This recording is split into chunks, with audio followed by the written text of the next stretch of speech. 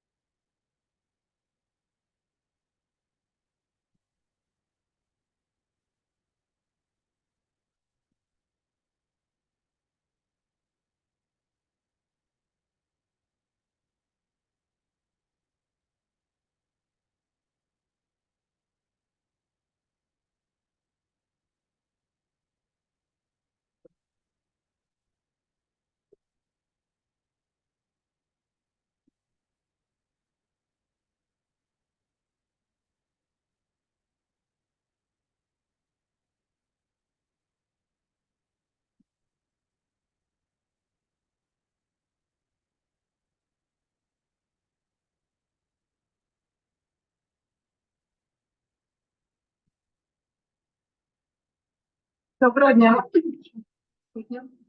Підскажіть мені, будь ласка, як з вами? Добрий день.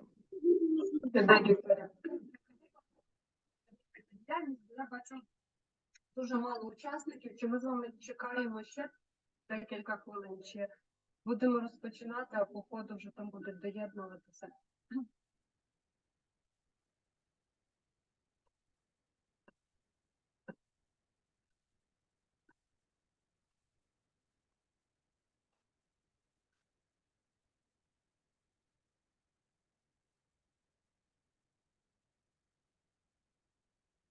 Ну, давайте ще 2 хвилинки тоді зачекаємо. Ми будемо розпочинати.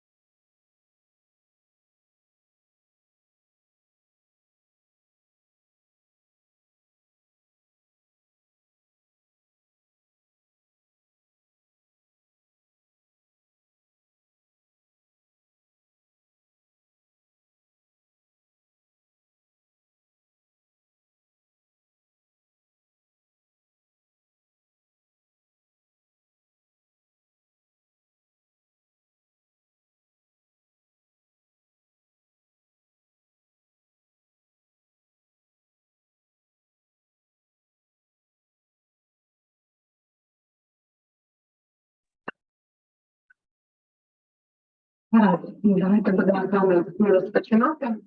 Для початку представлюся. Звати мене Ірина Петюк.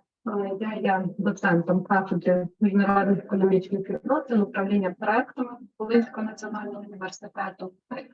І сьогодні хотіла би з вами поговорити про таку тему, як розвиток корпоративної соціальної відповідальності у Європейському Союзі. Зараз я подивлюся, постараюся.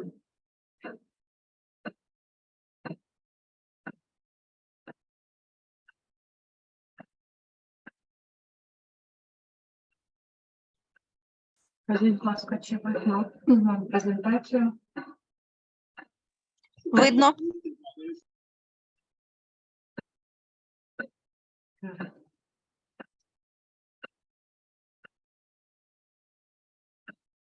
Поговоримо з вами про розвиток корпоративної соціальної відповідальності в Європейському Союзі.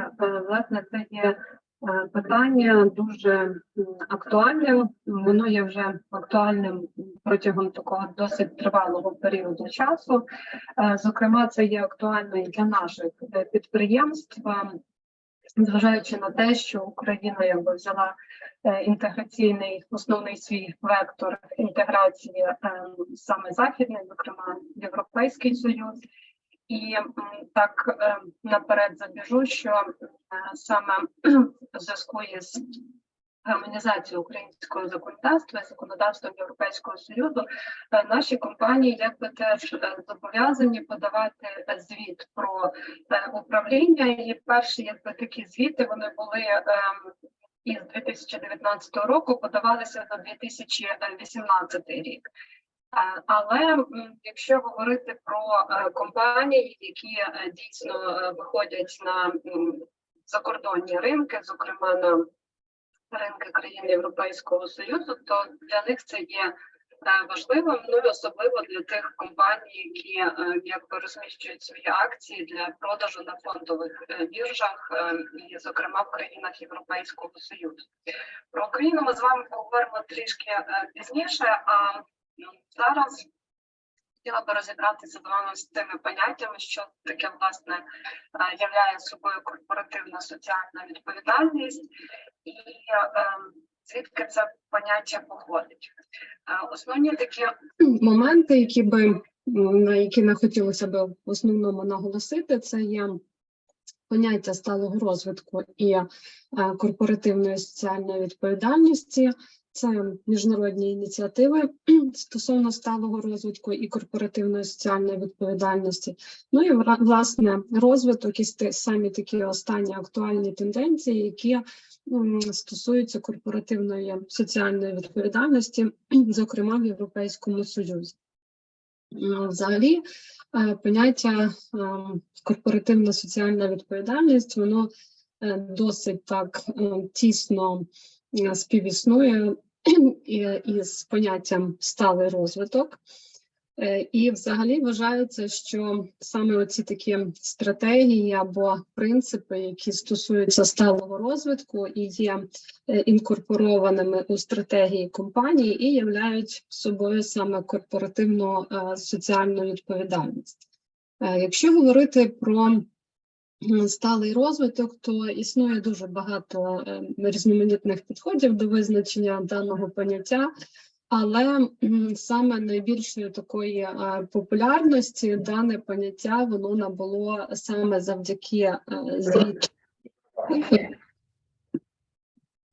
публікації звіту Комісії Організації Об'єднаних Націй, яка була якби організована під керівництвом ГРО Харлем Брунтланд, і мала назву, даний звіт мав назву «Наше спільне майбутнє». Він був виданий ще в 1987 році, і відповідно до даного звіту, якби сталий розвиток визначається як розвиток, який задовольняє потреби нинішнього покоління, при цьому не ставлячи під загрозу здатність майбутніх поколінь задовольняти свої ж таки власні потреби. Взагалі, в звіті виділяються такі три основоположні компоненти, які стосуються сталого розвитку. Це є охорона навколишнього середовища, це є економічне зростання і, відповідно, це є соціальна справедливість. Ось є на екрані, бачите, виміри сталого розвитку, відповідно, які стосуються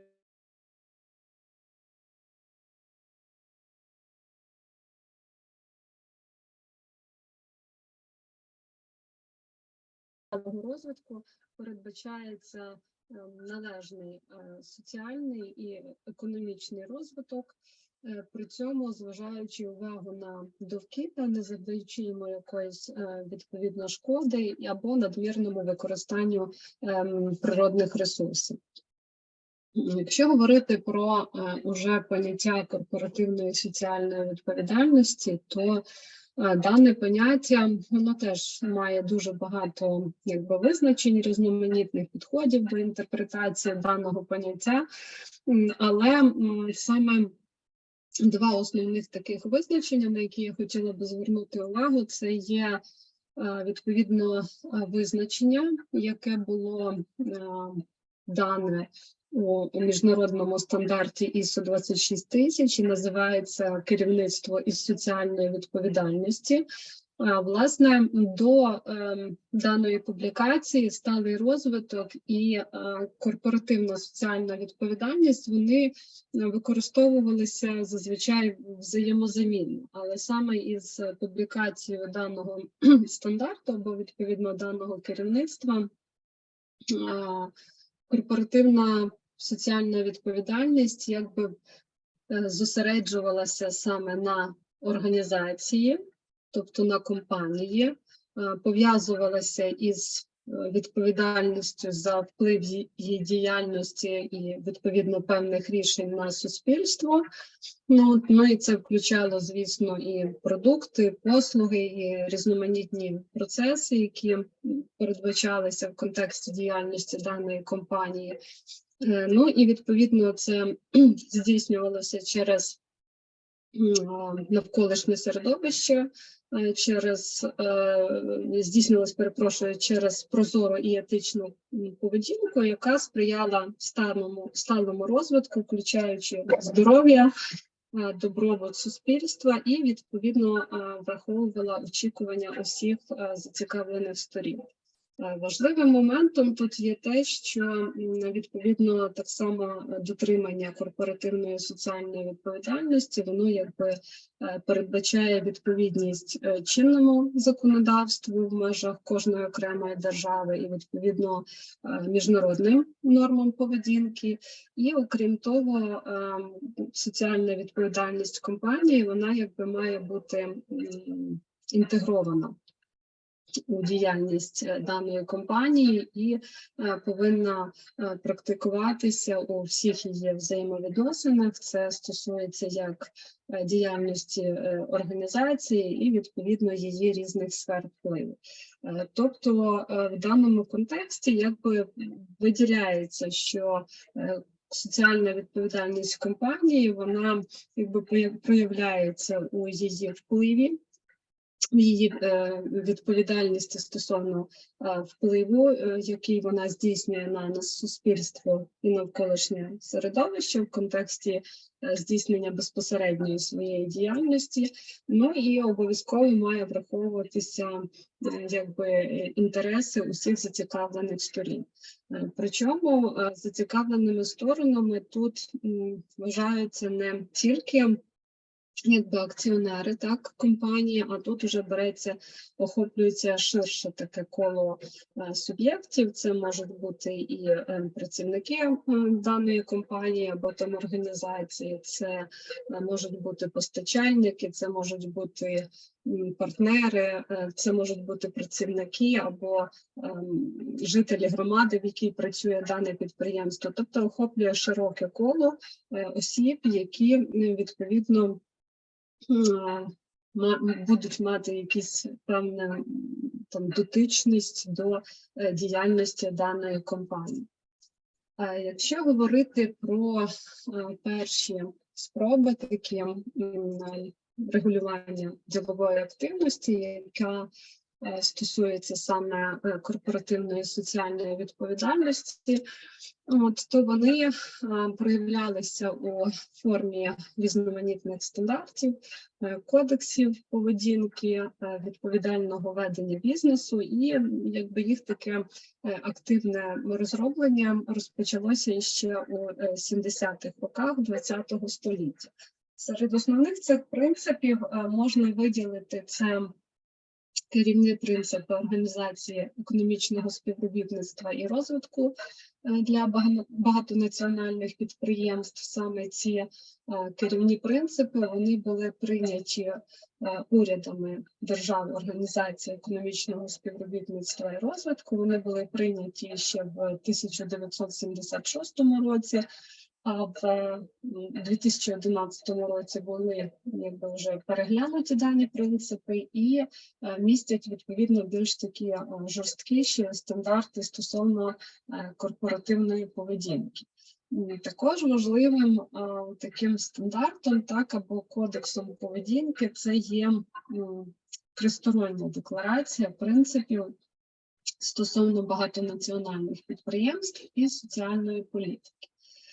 Дана декларація була якби розроблена Міжнародною організацією праці прийнята у 1977 році, і відповідно так само здійснювалися певні зміни, доповнення, які мали місце у 2000 році, у 2006 році, і останній перегляд даної декларації був у 2017 році. Ну і виділяють так само перші кодекси, що стосується ділової поведінки, так, або там відповідального ведення бізнесу, які створювалися самими підприємствами, але переважно це стосувалося підприємств, які здійснювали свою діяльність в Сполучених Штатах Америки. Дані принципи, вони є дуже важливими, тому що вони лягають в основу розробки більш уже сучасних стандартів, які стосуються корпоративної соціальної відповідальності або там ділового ведення бізнесу, ну і відповідно так само, що стосується звітності щодо сталого розвитку. Якщо говорити про вже такі сучасніші ініціативи, то основне місце, можна сказати, що належить глобальному договору Організації Об'єднаних Націй. Він був створений вже в 2000 році і вважається на сьогоднішній день найбільшою у світі ініціативою саме стосовно питань корпоративної стійкості і відповідно лідируючою платформою, яка займається, яка сприяє розробці, впровадженню і розкриттю відповідальної корпоративної політики і практики. Якщо зайти на договір на сайт глобального договору ООН, то там відповідно зазначається про корпоративний сталий розвиток, і саме вказується, що даний розвиток, він починається із системи цінностей компанії, підходу до ведення бізнесу, які засновані на дотриманні відповідних принципів, і відповідно це означає, що компанія повинна працювати таким чином, щоб як мінімум виконувати основні обов'язки у сферах прав людини, праці, навколишнього середовища і боротьби з корупцією. Якщо говорити про підприємства, які є дійсно відповідальними, які впроваджують цю практику корпоративної соціальної відповідальності, відповідальної бізнесу, то вони намагаються застосовувати саме ці принципи у всіх напрямках, які стосуються своєї діяльності, адже, як ви знаєте, що хороша практика в одній сфері, вона не компенсує шкоди, яка буде заподіяна або там стосуватися іншої сфери діяльності компанії. Ну і таким чином компанії, вони не тільки виконують свої основні обов'язки перед людством, перед планетою, а й досягають вже або там створюють основу для довгострокового успіху. Якщо говорити про даних 10 принципів глобального договору ООН, то вони стосуються 4 основних сфер. Це права людини, це трудові відносини, навколишнє середовище або довкілля і, відповідно, протидія корупції. Якщо розглядати про принципи, які стосуються першої сфери, мається на увазі прав людини, то тут виділено 2 принципи, і полягають вони в наступному. По-перше, це те, що підприємства повинні підтримувати і поважати захист прав людини, які, власне, є проголошеними на міжнародному рівні. І друге, переконатися, що підприємства не є співучасниками порушень стосовно прав людини. Тобто саме основне – це полягає в дотриманні прав людини, які проголошені на міжнародному рівні, ну і не порушені відповідно даних прав людини. А наступне – це є трудові відносини. Тут виділяють таких 4 основних принципи. По-перше, це те, що підприємства повинні підтримувати свободу об'єднань і реальне визнання права на ведення колективних переговорів. Наступний принцип полягає у ліквідації всіх форм примусової і обов'язкової праці.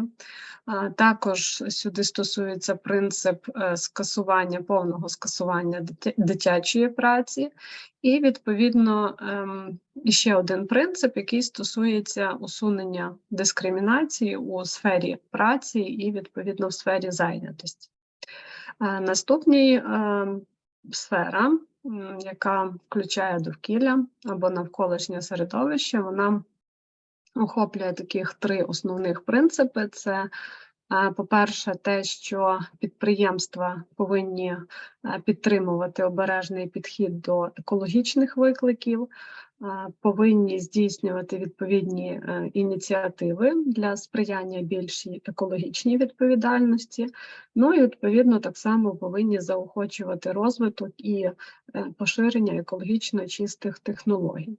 Ну і останній принцип, який стосується протидії корупції, він якраз таки полягає в тому, що підприємства повинні боротися з корупцією у всіх її формах, ну і, відповідно, включаючи певні вимагання і хабарництво. Тобто це такі є самі ключові моменти, які стосуються основних сфер, на яких побудовані дані принципи глобального договору ООН.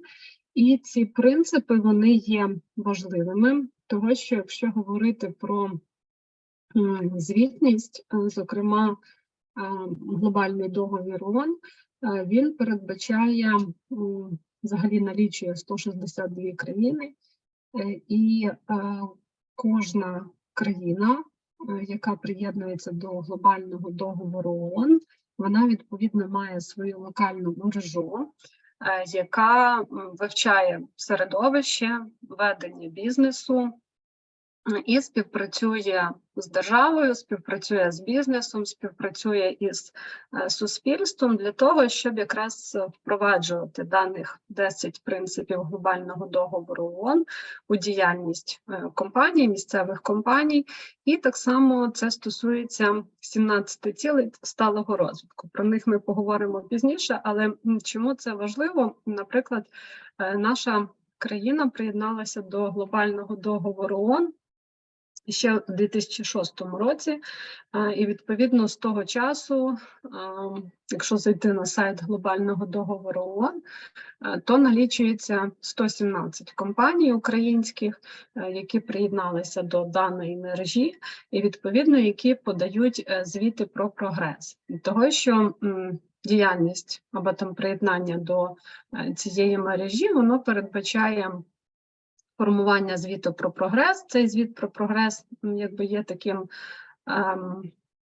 добровільним, мається на увазі у використанні різних стандартів, тобто тут може компанія подавати якби основні свої показники стосовно діяльності в контексті цих 10 принципів, або відповідно вказати, які цілі сталого розвитку компанія забезпечує або досягає в контексті своєї діяльності, або використовувати будь-які інші стандарти. Ми проговоримо про них пізніше, але якщо все ж таки передивитися на практику звітування, зокрема, що стосується наших українських компаній, які приєдналися до даного договору, то саме звітування про досягнення оцих 10 принципів і про цілі сталого розвитку, вони якби є основними, які використовують наші компанії.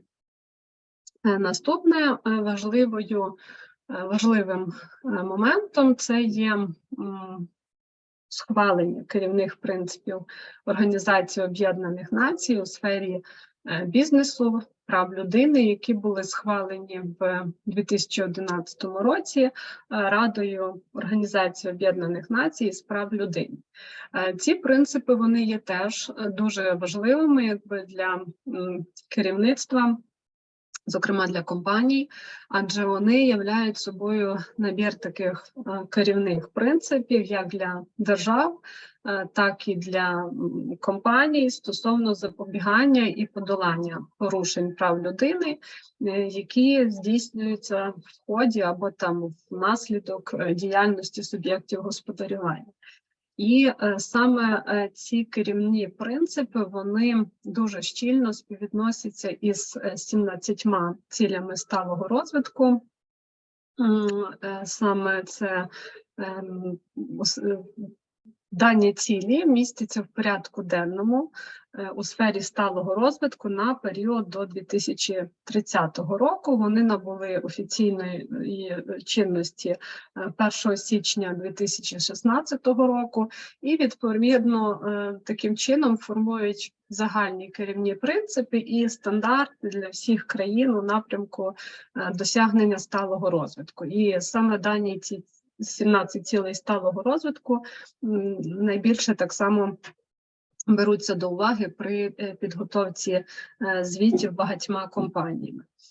Якщо подивитися, що ж собою являють глобальні цілі сталого розвитку, то в основному вони зосереджуються на боротьбі з бідністю, боротьбі з голодом, стосовно забезпечення гарного здоров'я, якісної освіти, гендерної рівності, доступу до чистої води і, відповідно, забезпечення належних санітарних умов. Також стосується розвитку відновлювальної енергії, забезпечення гідної праці і економічного зростання, відповідно розбудови або там розвитку інновацій і розбудови відповідної інфраструктури, так само зменшення соціальної нерівності, забезпечення сталого розвитку для міст і відповідних спільнот, так само досягненню або забезпеченню відповідального споживання, боротьби зі зміною клімату, збереження морських екосистем, збереження екосистем суші, мир, справедливість, ну і найвищою такою або там вагомою ціллю це є партнерство заради стійкого розвитку, тобто об'єднання усієї світової спільноти для того, щоб досягти усі вище перелічені цілі. І дані цілі, вони повинні братися до уваги так само компаніями при здійсненні своєї діяльності.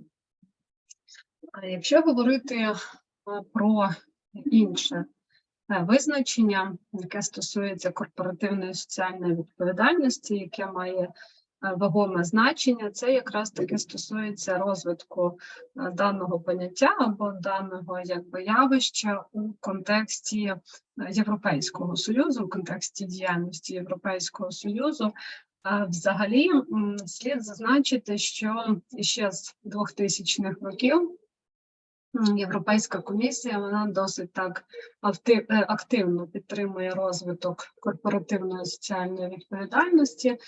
Зокрема, наприклад, в комюніке Європейської комісії від 2002-2006 року було саме закладено таку основу для спільного розуміння корпоративної соціальної відповідальності. Якщо брати до уваги саме перше визначення, яке дає Європейська комісія стосовно корпоративної соціальної відповідальності, то вона якби визначає її як концепції, згідно якої компанії інтегрують соціальні, екологічні питання або якісь певні занепокоєння у свою комерційну діяльність і у, відповідно, взаємодію із зацікавленими сторонами, але відбуватися це все має на добровільній основі. Тобто ніяких таких зобов'язань стосовно розвитку корпоративної соціальної відповідальності або її впровадження в діяльності компаній в даному визначенні не вказується. Якщо говорити про подальші кроки, які здійснювала Європейська комісія в даному контексті, то тут слід виділити 2011 рік, коли був опублікований компендіум, який стосувався політичної політики, публічної політики із питань корпоративної соціальної відповідальності в Європейському Союзі. Саме він був опублікований для того, щоб висвітлити саме діяльність у галузі корпоративної соціальної відповідальності в країнах-членах.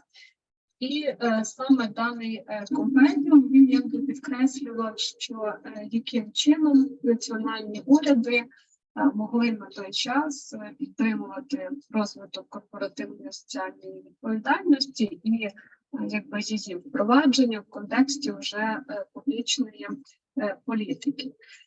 Крім того, Європейська комісія вважає, що корпоративна соціальна відповідальність має бути таким керівництвом для діяльності компаній, і відповідно держава, звісно, може стимулювати розвиток корпоративної соціальної відповідальності або там заохочувати, але так само це відбувається на добровільних засадах, тобто немає якогось такого обов'язкового моменту стосовно її запровадження. Ну, інколи можуть бути здійснені якісь певні такі обов'язкові заходи, але які стосуються різних напрямків, саме впровадження корпоративної соціальної відповідальності. Так само можливо, що трошки пізніше, того ж самого року, 2011 року, Європейська комісія, вона запустила комуніке, що стосувалося оновленої стратегії Європейського Союзу на 2011-2014 рік, і насамперед це стосувалося корпоративної стратегії про корпоративну соціальну відповідальність. Уже в даній стратегії корпоративна соціальна відповідальність, вона визначалася якби як відповідальність підприємств за їх вплив на суспільство.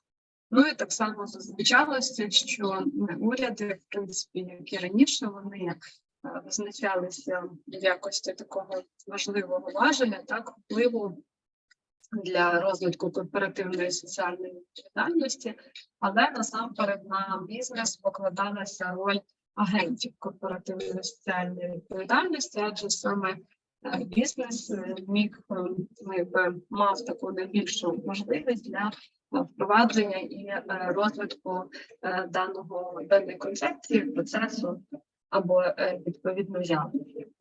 Так само зазначалося, що компанії для того, щоб вони відповідали вимогам соціальної відповідальності, їм якби слід запровадити процес інтеграції у цих основних питань, мається на увазі соціальних, екологічних, етичних, споживчих і прав людини у своїй бізнес-операції і відповідно основному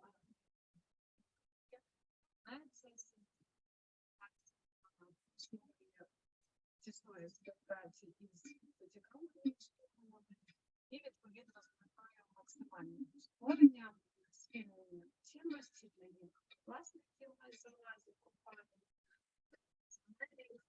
і громадянського суспільства в цілому. Ну і так само передбачало виявлення, запобігання, пом'якшення якихось можливих сприятливих наслідків від діяльності компанії.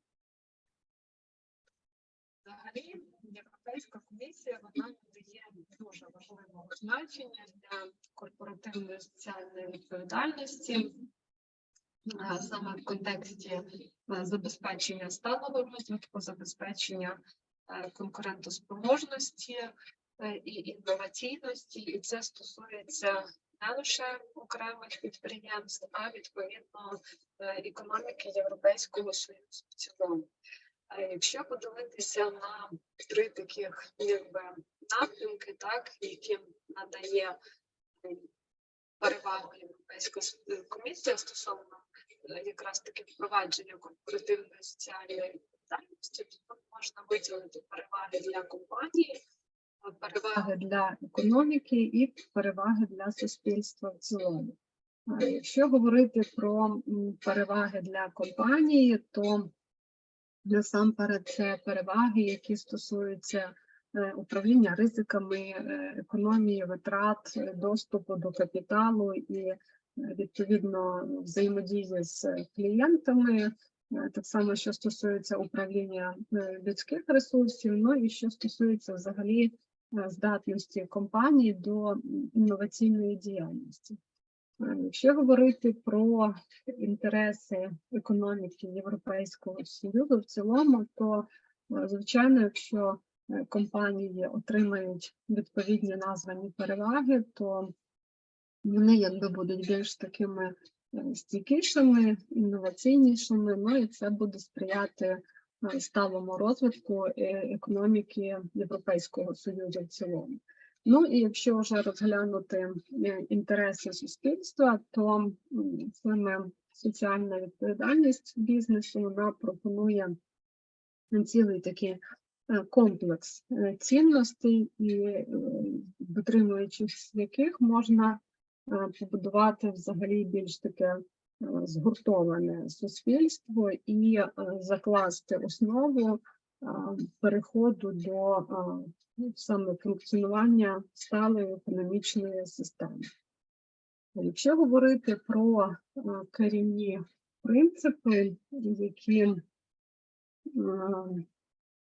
покладено в основу даної стратегії стосовно соціальної відповідальності бізнесу, яка розроблена Європейською комісією, то до них належать саме ці основні, які ми з вами вже розглянули. По-перше, це глобальний договір Організації Об'єднаних Націй, так, і це стосується 10 принципів глобального договору ООН. Це стосується керівних принципів ООН у сфері бізнесу та прав людини. Це стосується міжнародного стандарту або керівництва із соціальної відповідальності, міжнародної організації зі стандартизації. Також це тристороння декларація принципів стосовно багатонаціональних підприємств і соціальної політики Міжнародної організації праці. Ну і, відповідно, це керівні принципи Організації економічного співробітництва і розвитку для багатонаціональних підприємств. Саме таким ключовим моментом у розвитку корпоративної соціальної відповідальності це є розкриття інформації стосовно питань сталості і сталого розвитку. Взагалі, розглядають дуже такі різноманітні підходи, в контексті яких вивчають або там розглядають звітності зі сталого розвитку. Тут застосовують такі звіти, назви звітів або підходи. Це може бути звіт зі сталості, це може бути звіт зі сталого розвитку, це може бути звіт з корпоративної соціальної відповідальності, нефінансова звітність, або якраз таки останнім часом дуже такої популярності набула ESG-звітність, яка якби з англійської мови розшифровується, як перекладається як Environmental Social Governance, тобто це стосується 3 основних напрямків або 3 індикаторів чи показників, яких називають це показники навколишнього середовища, це показники суспільного розвитку і це показники управління. Тобто розкривається інформація про те, який вплив компанія в першу чергу має на навколишнє середовище і на суспільство, і як, відповідно, показується корпоративне управління компанії, тобто того, що дуже тісно впровадження корпоративної соціальної відповідальності пов'язане із корпоративним управлінням компанії. І все це залежить від цінностей, які переслідує або які намагається дотриматися керівництво компанії, ну і відповідно працівники компанії. І саме яким чином здійснюється дане управління стосовно цих основних напрямків, це навколишнє середовище і суспільство.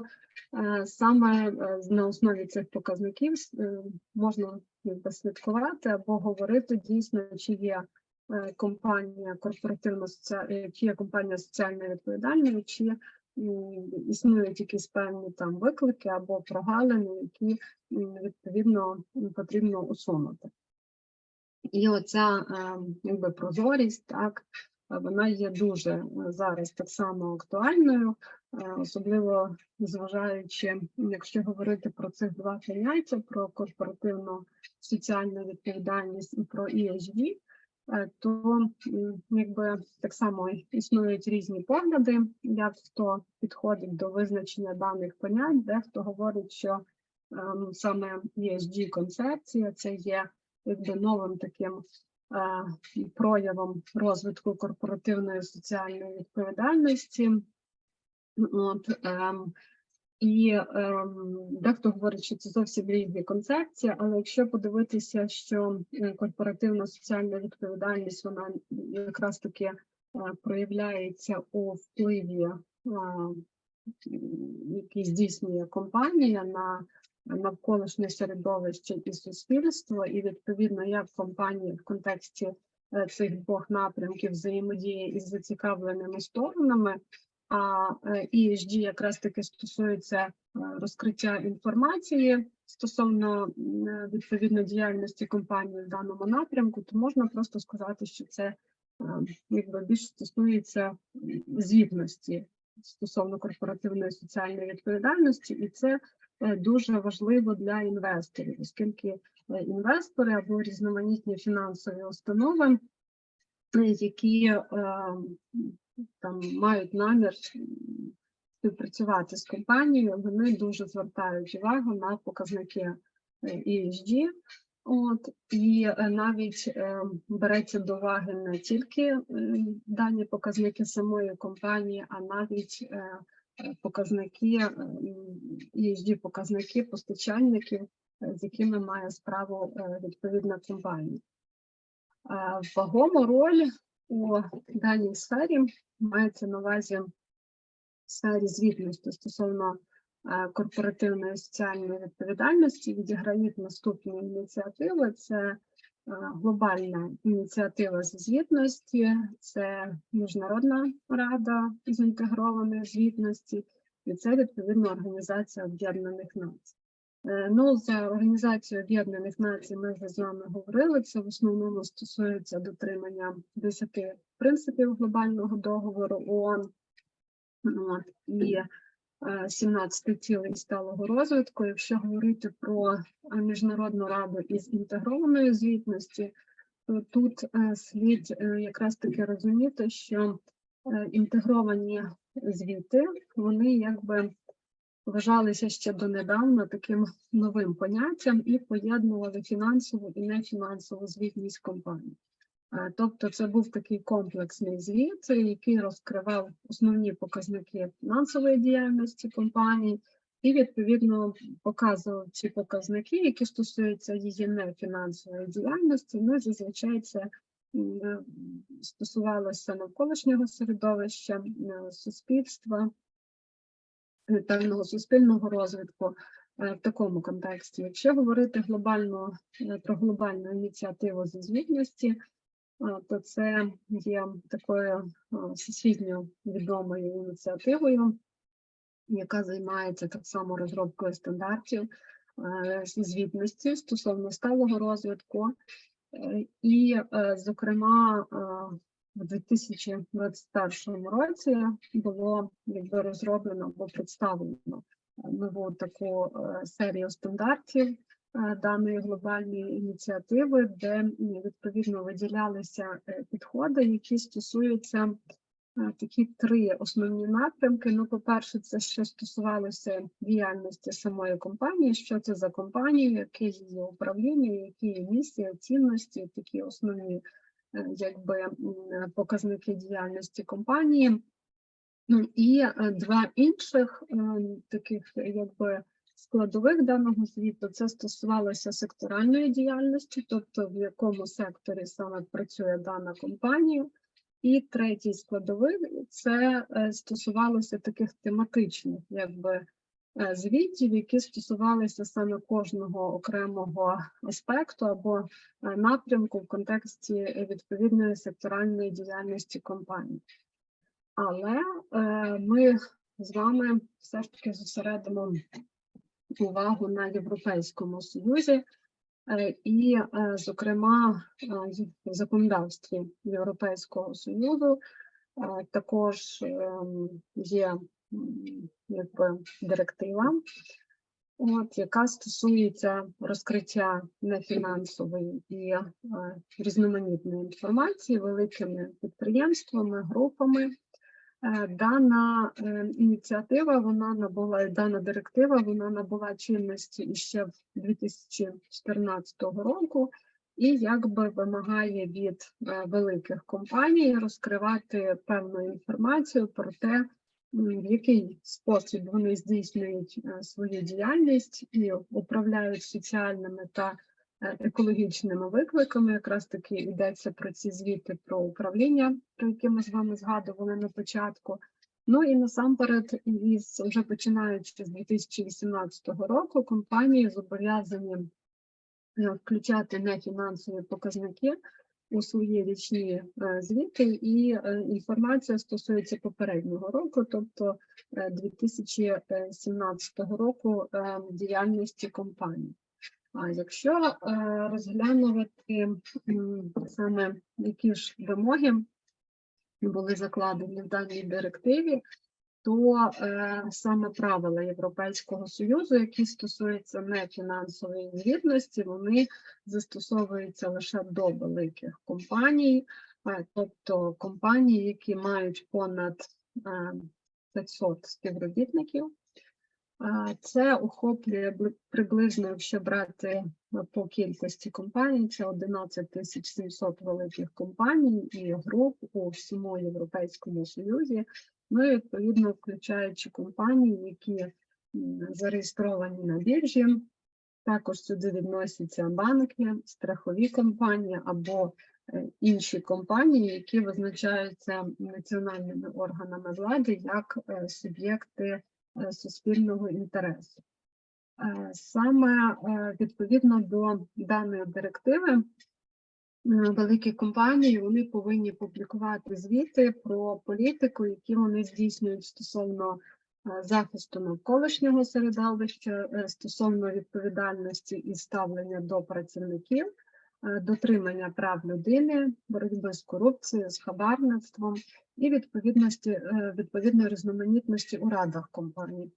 Це, зокрема, стосується за віком, за статтю, освітою, професійною підготовкою і дуже такою поширеною практикою, зокрема, це десь 5 років тому набуло, що, по-перше, це гендерна рівність, тобто обов'язково жінки мають бути присутні у радах відповідних компаній, і мають бути люди з відповідною фаховою освітою, зокрема, це стосувалося науковців.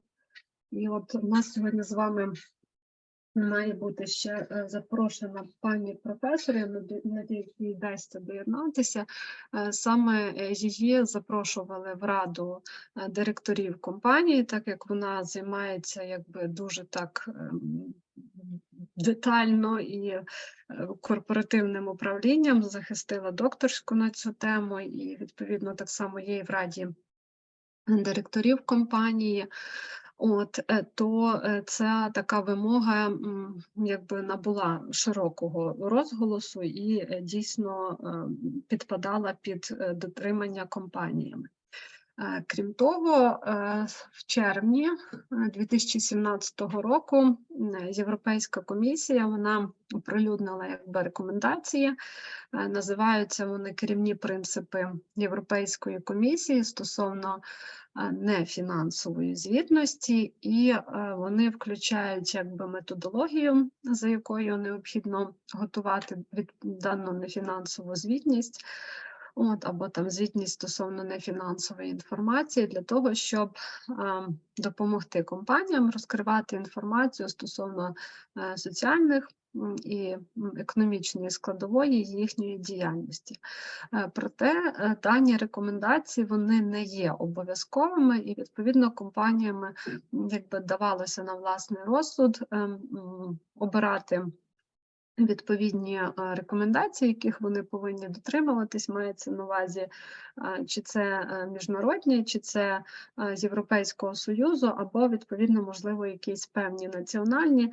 Ну і, звісно, що бралися до уваги власні характеристики компанії і особливості бізнес-середовища, в якому компанія здійснює свою діяльність.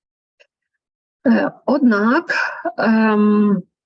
у 2020 році Європейський Союз якби проголосив Європейський зелений курс або Європейську зелену угоду, і ще так її називають.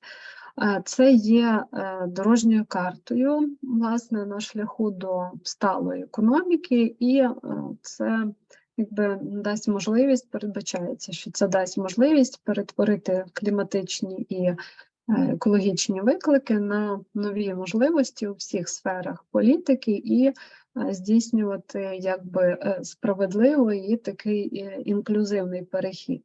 Ну, ось ви бачите на слайді, відповідно, такі основні моменти, які стосуються Європейського зеленого курсу, тобто він передбачає трансформування економіки для стійкого майбутнього, і, відповідно, все це має здійснюватися на основі мобілізації досліджень і розвитку інновацій.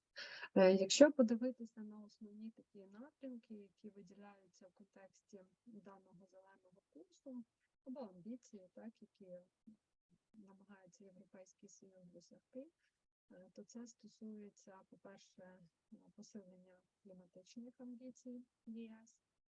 Європа має на меті стати першим кліматично нейтральним континентом до 2050 року.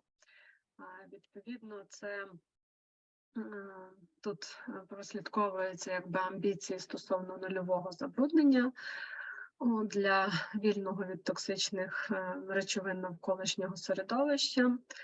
Також передбачається якби забезпечення чистої, доступної і безпечної енергії, і відповідно наступне це мобілізація промисловості для чистої циркулярної економіки, це будівництво і реконструкція в енергоефективний і ресурсоощадний спосіб.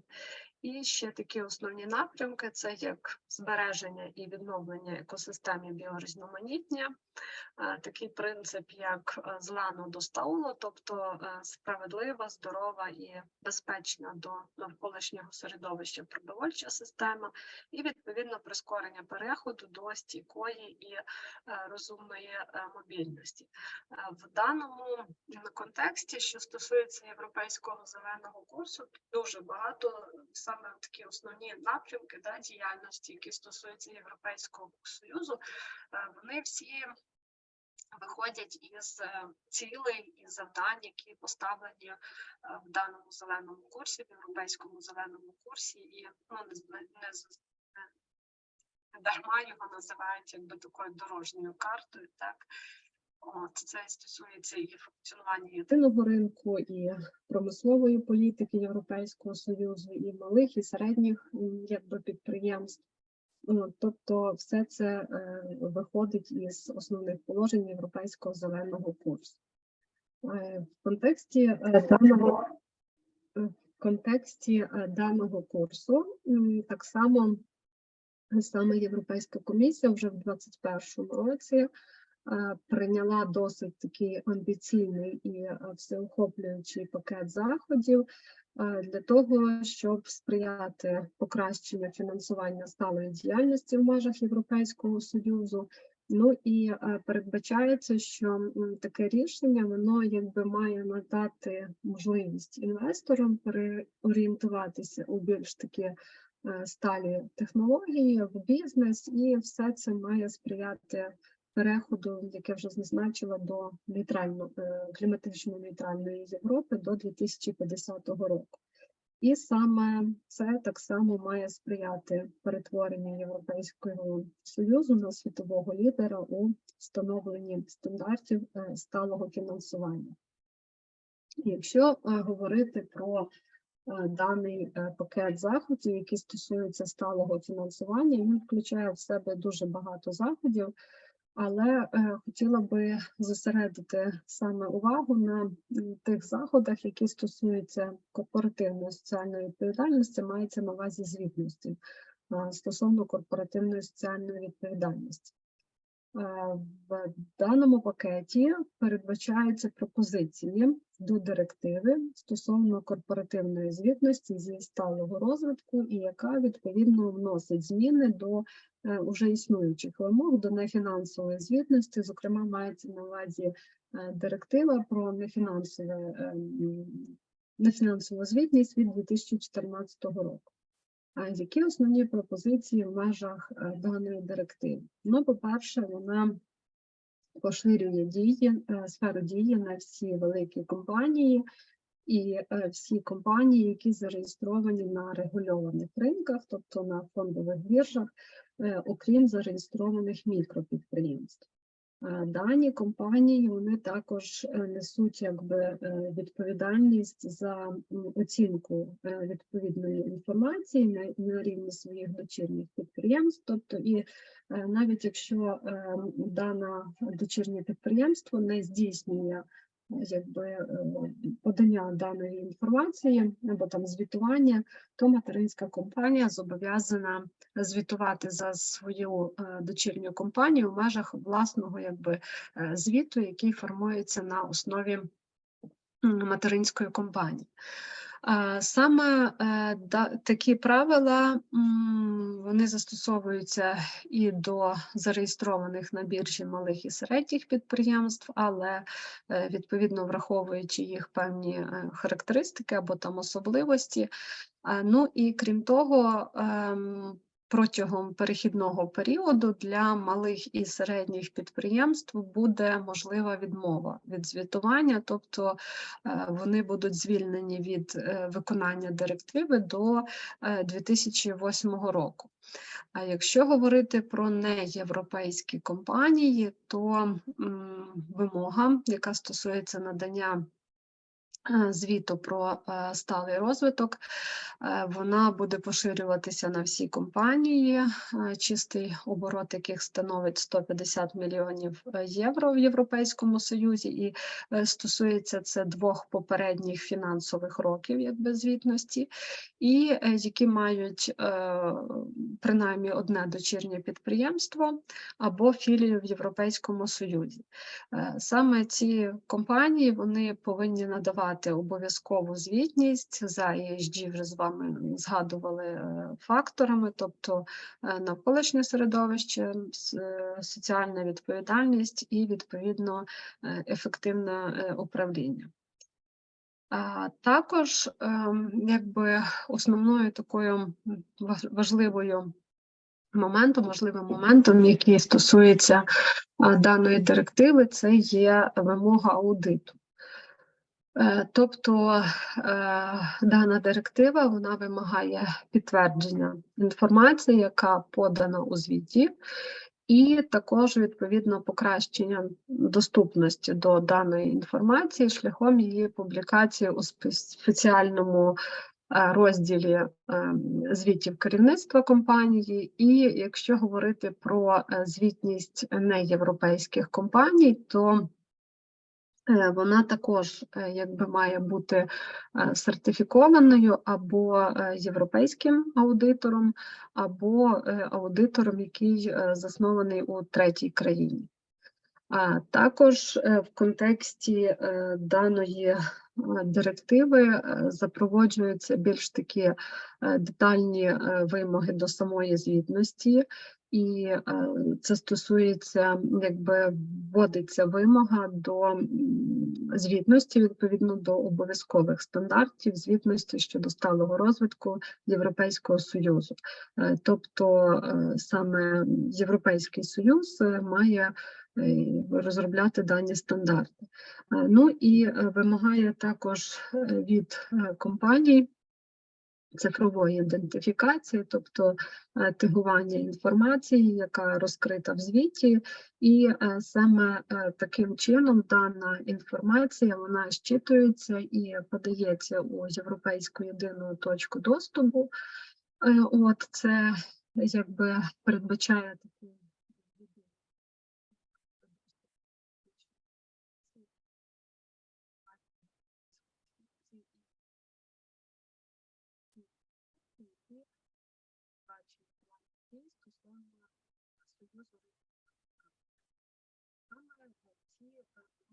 ці вимоги є дуже важливими.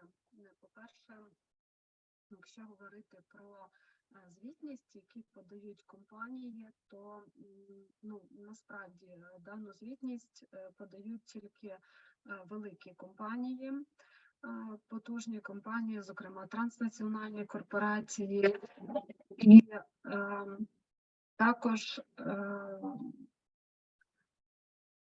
якщо дивитися про аудит, якщо дивитися сам звіт, який подають дані компанії, то не кожен звіт містить аудит, а більшість звітів, зовнішні мається на увазі, більшість звітів мають внутрішній аудит, тобто там певні структурні одиниці в межах компанії, які займаються перевіркою достовірності даної інформації, відповідно завіряють, що там даний звіт було перевірено, і інформація є достовірною, і правильною, і так далі, тому подібне. Третьої сторони, дуже рідко компанії залучають дійсно зовнішніх аудиторів до верифікації і перевірки даної інформації.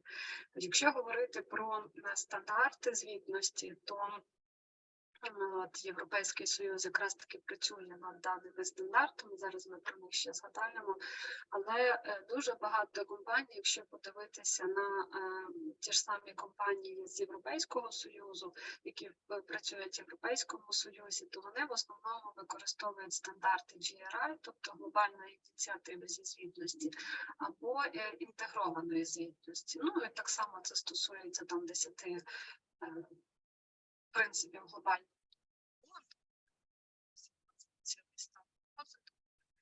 Якщо ж подивитися на наші компанії, то переважно всі компанії використовують оцих 10 принципів глобального договору ООН. Якщо подивитися на ці звіти, так, то там просто пише, що ми дотримуємося принципів сталого розвитку, впроваджуємо корпоративну соціальну відповідальність, зокрема, там дотримуємося таких принципів, які стосуються там прав людини, так, навколишнього середовища, боротьби з корупцією, ну і все. Цей звіт буквально там на сторіночку 2 і ніякої такої інформації там не розкривається. Винятки становлять, звісно, це великі компанії, зокрема ті компанії, які розміщують свої акції на фондових біржах європейських країн, зокрема це Варшавська фондова біржа, і там на Варшавській фондовій біржі взагалі дуже так якби строго інформація, яка стосується ESG звітності. От, і відповідно вони мають свої якби такі керівництва стосовно до ESG звітності. Зокрема, ось були розроблені разом із Європейським банком реконструкції і розвитку на Варшавській фондовій біржі, ці якби керівництво для звітування в контексті або там за критеріями ESG. От, то всі компанії, які планують виходити на Варшавську фондову біржу із відповідно зі своїми акціями, то це є вимогою доступу до продажу акцій на Варшавській фондовій біржі. Тепер же ж це буде вже якби уніфіковано, і єдині стандарти в межах Європейського Союзу будуть застосовуватись не тільки до країн, до компаній, які є, якби базуються в країнах-членах Європейського Союзу, а й відповідно до третіх країн, але вони повинні підпадати під певні критерії, тобто відповідати певним вимогам. Це ми зараз теж згадаємо. І дуже добре про цифрову ідентифікацію, того, що так само, якщо подивитися на раніше, звіти публікувала глобальна ініціатива зі звітності. Зараз вони якби їм надсилають свої звіти, але вони не мають вже такого якби архіву, де зберігається вся база звітів компаній, тобто він не є у вільному доступі. Найбільшими такими ініціативами, які це є глобальний договір ООН, там можна зайти, якби подивитися учасників з відповідних країн і подивитися звіти, дійсно, які туди завантажують компанії з відповідних країн. Але число не є таким великим, того що участь в даній ініціативі є платною, там щорічно. Деяких компаній це щось таке велика якась сума, але якщо подивитись на малий і середній бізнес, то навіть така сума буде значною, тому невелика кількість учасників. І дуже зараз, якщо говорити про Україну, то розвивається центр розвитку корпоративної соціальної відповідальності. В Україні вони так само об'єднують компанії, об'єднують держави, суспільство, відповідно для просування принципів корпоративної соціальної відповідальності і якби впровадження її в компаніях. Але якщо зайти на сайт даної організації, то там дуже мало теж зазначено про учасників. І відповідно немає якоїсь єдиної такої якби доступу до звітів, де їх можна подивитися, порівняти відповідно, і взагалі немає дотримання єдиних стандартів, на основі яких можна взяти, просто порівняти декілька компаній і подивитися, що вони там здійснюють в даному напрямі, а що вони там не здійснюють. Тобто ця така цифрова ідентифікація і вільний доступ, то це теж дуже хороша ініціатива. Якщо говорити про саме стандарти загальноєвропейські, то компанії, які будуть підпадати під дію даної директиви, вони повинні будуть звітувати відповідно до європейських стандартів звітності про сталий розвиток.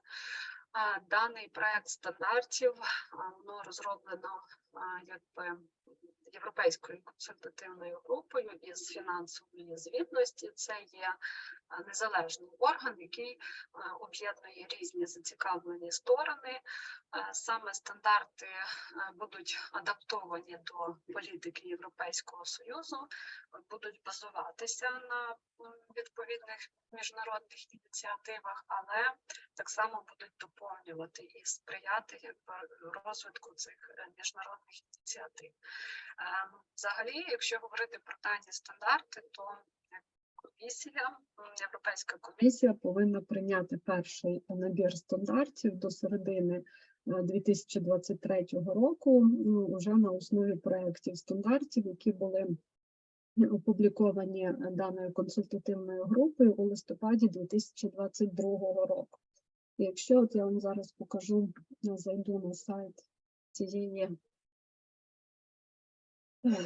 консультативної групи, так, то тут є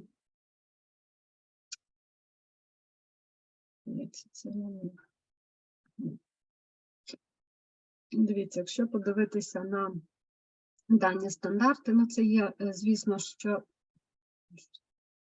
тільки проект стандартів, але якраз таки це стосується саме ESG, тобто основних критеріїв, які стосуються навколишнього середовища, суспільства і, відповідно, управління.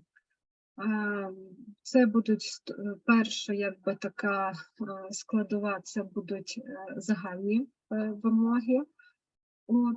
Стосовно звітності, також це будуть загальне, якби така розкриття інформації, узагальнена інформація. Далі це буде стосуватися зміни клімату, це буде стосуватися викидів, це буде стосуватися якби води і морських ресурсів, а також використання ресурсів і циркулярної економіки.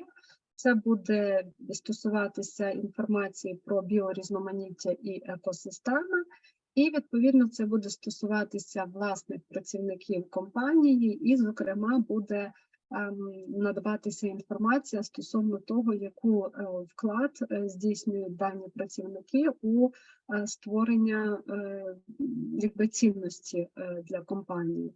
І, відповідно, буде так само стосуватися споживачів, зокрема, кінцевих клієнтів компанії, і саме взагалі в цілому здійснення або ведення бізнесу, на яких основах здійснюється ведення бізнесу даної компанії. Тобто, взагалі, це основні такі традиційні критерії, які належать ESG. Якщо говорити про дану директиву, то вона вже якби набула чинності 5 січня 2023 року. Але правила, які прописані в даній директиві, вони почнуть застосовуватися між 24 і 28 роками. І зараз з вами розглянемо взагалі впровадження даної директиви. Воно відбувається в таких основних 4 етапи. По-перше, це звітність буде здійснюватися у 2025 році за попередній рік, за 2024 фінансовий рік, для компаній, на які вже поширюється дія директиви щодо нефінансової звітності. Тобто ті компанії, які вже подають звіти відповідно до вимог директиви, що стосується нефінансової звітності, так, це ці великі компанії, які мають понад 500 працівників, і відповідно зареєстровані на регульованих ринках, вони будуть першими публікувати дану звітність вже у 2025 році. Наступне – це звітність, яка буде здійснюватися у 2026 році за 2025 фінансовий рік. Це стосується великих компаній, які наразі не підпадають під дію директиви, відповідно щодо нефінансової звітності, але відповідають хоча б 2 наступним критеріям. По-перше, це загальний баланс таких компаній перевищує 20 мільйонів євро, чистий оборот перевищує 40 мільйонів євро, і компанія налічує понад 250 працівників. Тобто компанії, які наразі не підлягають під дію діючої директиви, але виконуватимуть хоча б 2 із 3 перелічених критеріїв, вони будуть вже звітувати у 2006 році. Наступне – це звітність у 2027 році за 2026 фінансовий рік для зареєстрованих на біржі малих і середніх підприємств, крім, звісно, мікропідприємств, малих і нескладних кредитних установ і кредитних страхових компаній. Якщо говорити про нескладні кредитні установи, то, наскільки я розумію, це якби не банківські кредитні установи сюди відносять. І якщо говорити про кредитні дані страхові компанії, це якби вважаються такі структурні підрозділи компанії, або можна сказати, там дочірні якісь компанії, підприємства, яке не займається у сфері страхових послуг, але створює якби такий власний страховий фонд. І це відноситься до кептивних страхових компаній. Ну і останнє – це звітність у 2029 році за 2028 фінансовий рік для підприємств третіх країн із чистим оборотом понад 150 мільйонів у Європейському Союзі за кожен з двох останніх фінансових років, і відповідно, які мають принаймні одну дочірню компанію або філії в Європейському Союзі. І також це буде стосуватися філій, які функціонують в Європейському Союзі, річний чистий оборот яких буде перевищувати 40 мільйонів євро у попередньому фінансовому році. Тобто важливим таким моментом це є те, що під дану звітність будуть так само попадати компанії третіх країн, які функціонують у Європейському Союзі, або які відповідно відповідають даним критеріям, або які мають дочірню компанію або філію у Європейському Союзі. Це є теж важливим, але тут є досить такий великий перехідний період. Зараз у нас 23-й, 29-й, тобто є ще часу, щоб ці стандарти опанувати. Ну і як саме хотілося б ще зазначити, що впровадження даної директиви, воно якби, що стосується звітності із сталого розвитку, корпоративної звітності зі сталого розвитку, передбачає, що воно має якраз таки і заповнити певні прогалини, які існують якби у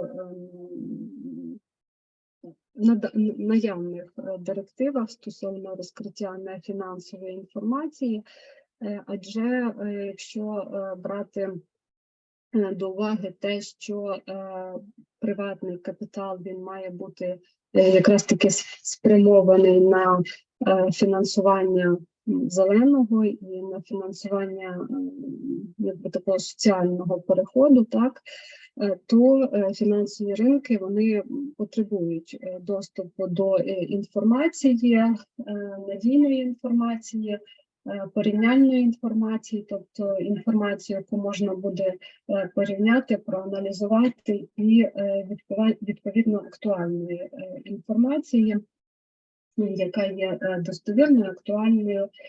І насамперед це стосується управління компанією, показники, це управління компанією, і якби воно впливає на навколишнє середовище і на суспільство в цілому. І відповідно, якщо говорити про ті моменти, які ми попередньо зазначали, то це якраз таки буде тим стимулом, який буде сприяти для інвесторів переорієнтовувати інвестиції у більш такі інноваційні і сталі технології, в сталі взагалі бізнес-діяльність, і досягнення відповідно тих основних таких моментів, які стосуються, або напрямків, які стосуються або проголошені в Європейському зеленому курсі. Зокрема, якщо навести слова міністра економіки, фінансів, промислового і цифрового суверенітету Французької Республіки Брюно Ле Мера, то він зазначає, що саме така домовленість, яка зазначається в даній директиві, вона передбачає кращу проінформованість усіх європейських споживачів про вплив бізнесу на права людини, довкілля, і це означає більше прозорості для громадян, для споживачів, для інвесторів. Це означає легкість сприйняття інформації, яка надається компаніям, і які, власне, повинні відігравати вагому роль у суспільстві, а також це сприяє запобіганню грінвошингу. Це є таке поширене явище, коли компанії створюють хибне уявлення про свій вплив на навколишнє середовище або якось там виділяють свої переваги в даному контексті, хоча насправді цього всього не існує. Тобто це дійсно має показати, наскільки компанії є зацікавленими або дотримуються принципів сталого розвитку і впроваджують саме корпоративну соціальну відповідальність у свою діяльність і у свої бізнес-стратегії для подальшого розвитку. Ну і це я вже з вами, власне, зазначала, що це має сприяти переходу до кліматично-нейтральної Європи до 2050 року і, відповідно, перетворення Європейського Союзу на світового лідера у встановленні стандартів стосовно сталого фінансування. Ну і це, в принципі, все, що я вам хотіла сказати. Скажіть, будь ласка, чи є у вас якісь, можливо, запитання?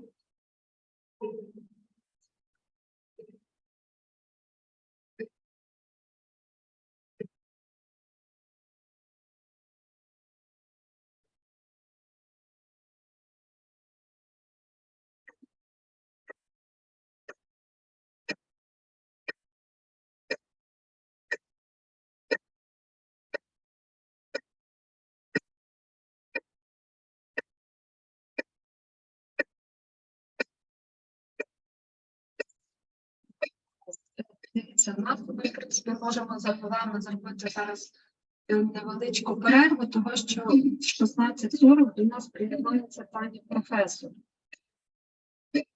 Як ми з вами організуємо? Робимо перерву, чи, можливо, вам ще про Україну більш детально, як ви розповісти?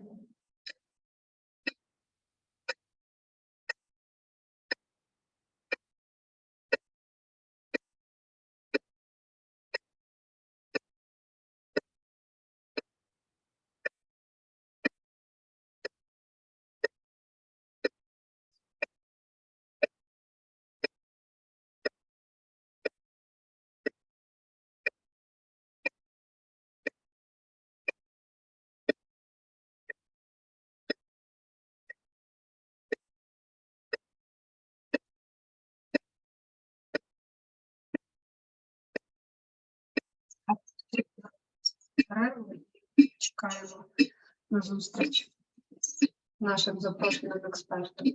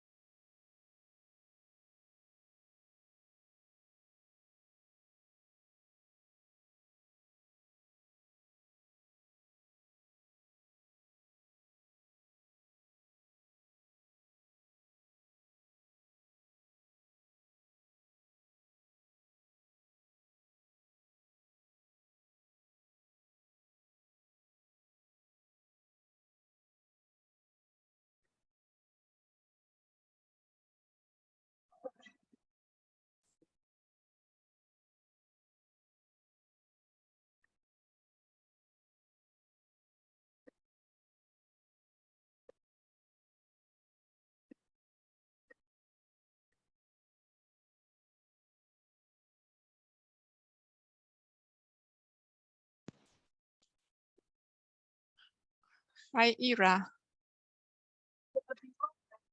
Can you hear me?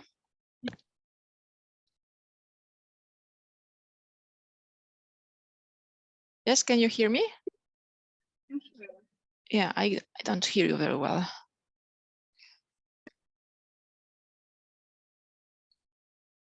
Please tell me whenever I have to start.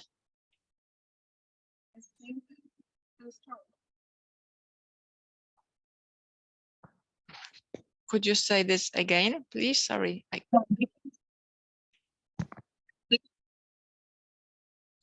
So maybe if you can write it on the chat.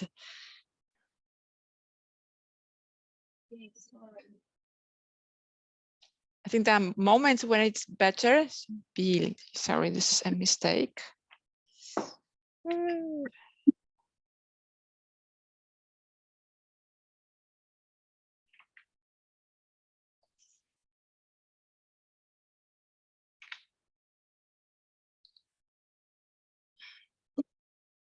Okay, so it's time for me to start, right? Okay, so good afternoon and warm welcome. It's an honor for me to be here and then to spend, I think Ira told me, approximately 30 minutes presenting the case of corporate social responsibility with the focus on Poland. So very briefly, I will say that my name is Maria Luchna and I work at the Warsaw School of Economics. I specialize mostly in corporate governance, and since corporate governance now is changing a lot due to the impact from or the changing demands from investors, also from regulators.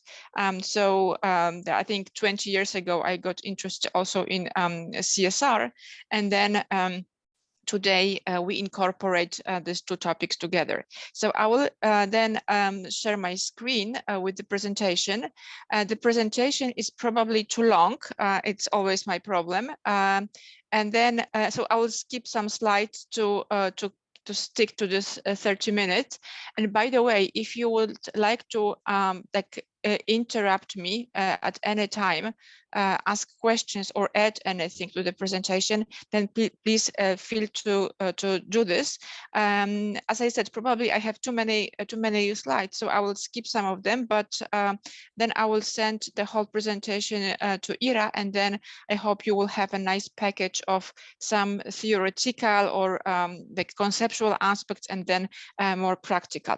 So my idea was to to start with this conceptual framework and then present where this CSR comes from, and then what is happening with the topic today, because the topic is evolving significantly. And then if we would look at the literature, so CSR is something that we have been talking about some years ago. Now it's more focused on sustainable development or ESG, and then ESG I put here reporting, but also actually ESG and ESG performance. So this will be the first part of the presentation. I will try to be disciplined.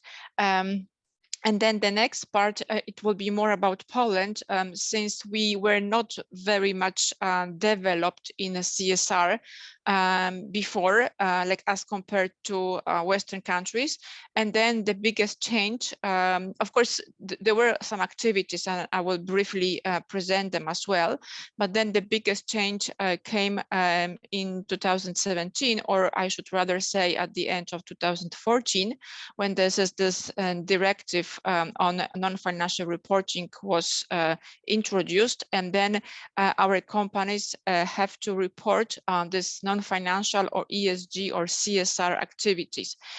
This is like a huge thing because the reporting increased significantly, and then companies have to disclose this information. So there's also this idea that once they have to report this information, they will also be more involved in introducing this information, this activity. So I'm not sure whether you can see it here. Maybe I will put it somehow. I put here the starting point. So the starting point for me is always the discussion between, like the discussion in whose interest the company operates. Is it more about shareholders or is it more about stakeholders? So, and then this discussion has been for years, both in corporate governance and corporate social responsibility. So the first thing is about, I mean, what was very much dominant view, especially starting, I think, since the end of the war, and then 50s, 70s, until I think the end of 90s, was the focus on shareholders and something that we called maximizing shareholder paradigm. So it was something which we refer to financial model of a corporation, when this is like we have this very simplified view on the company. The company is supposed to bring money, right? Shareholders are the most important group because they put the money for the development of the company. So they should get the money from the company as their return on investment. And then we focus also on managers, because managers bring work, get the compensation. So we would say very simplified, very brief view on the corporation. And then of course, already it was in the 50s and 60s, there was the discussion about the responsibilities of the companies. And then they said, well, it's not only about shareholders, we should also think about other groups, other stakeholders. And then meaning that this is like a social model of a corporation. I know that for some of us, the social model may sound like socialism, but it's not socialism. It's simply saying that we should look more for other groups like customers, suppliers, communities, creditors, or employees. So, and then the responsibilities are different. And then also the understanding of the company governance is different. So in this first view, we say it's all about to assure that those people who bring capital, they will get the return on investment. In the second view, we say, well, it's about having like a platform where these different groups can work together, and then that these groups will participate in the mechanisms on monitoring and control. So if companies then either measure the performance or report, they don't only report financial information or measure only financial performance, but also think about the expectations of these stakeholders. And then historically, if we were to take a look at what it was, how it was applied in business, so it was mostly applied with something which is called the stakeholder mapping. So they say, okay, shareholders are quite easy. I mean, of course, there are still different shareholders, and they also would have different expectations, different demands. Simply some of them will be very short-term oriented, some of them will be more long-term oriented, but in general, all of them are interested in creating shareholder value. But then with stakeholders, this is much more complex because we have very different groups, and then shareholders are also stakeholders, right? So simply saying we cannot probably satisfy all of them, and then some of these stakeholders would maybe less important. And by the way, I didn't say it, and maybe I should. Stakeholder is any group, individual, or organization that has impact on our firm. On the firm, and that the firm, the company, can affect, right? So this is like a mutual impact. And then they say, so if we have so many of these different stakeholders, so well, we have to somehow prioritize them, say some of them are more important, or some of them are I mean, some of the needs are maybe more urgent, and then we have to take into account this need. So this is the idea of stakeholder mapping. Maybe you probably heard about it, right? That we try to group the stakeholders, saying some of them are key players, those that have huge power, and then are also interested in the company, right? Some of them will be of minimal effort. I don't know, maybe some suppliers like far distant from the company, or maybe communities somewhere else. Please note that this is not that distinctive, meaning that if we put employees, for example, to key players, or if we put I don't know, investors to keep satisfied, right? If we are just bringing profit to them, so that would be it. Please note that it can be very dynamic. So in general, we would say media may be just interested in being kept informed. But then if something really happens in the company, meaning there's like a scandal, the company is, I don't know, polluting the environment, so media can become key players. So simply saying that if we do the stakeholder map, this is not forever and ever. This can change over time depending on what the situation, how the situation evolves. And then I put here, if somebody would be interested, that's a huge literature on this. The most, I think, seminal paper is this one by Mitchell et al. 1997, toward a stakeholder salience, the theory of stakeholder salience. So simply saying we have some